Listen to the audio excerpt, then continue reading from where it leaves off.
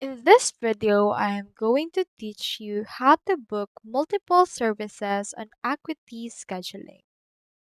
So if you're actually interested to book multiple services, you can do so by going over to the link of that particular store or person that you want to book those services into.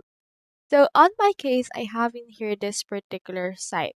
We have in here two services which are consultation as well as one-on-one. So you can book multiple services as long as they do not coincide with each other.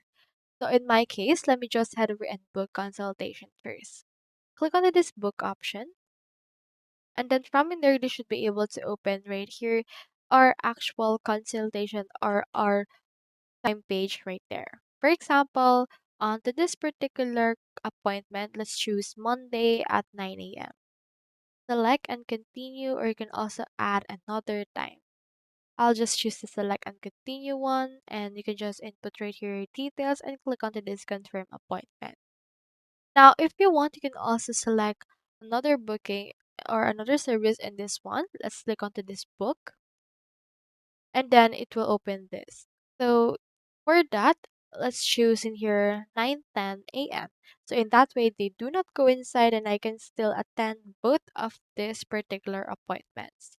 So if you're someone who already have a Squarespace, you can head over and then manage your appointment type as well. Go over to the appointment types option and make sure that you have your own services right here as well as your own services as well as the time that you have for this part.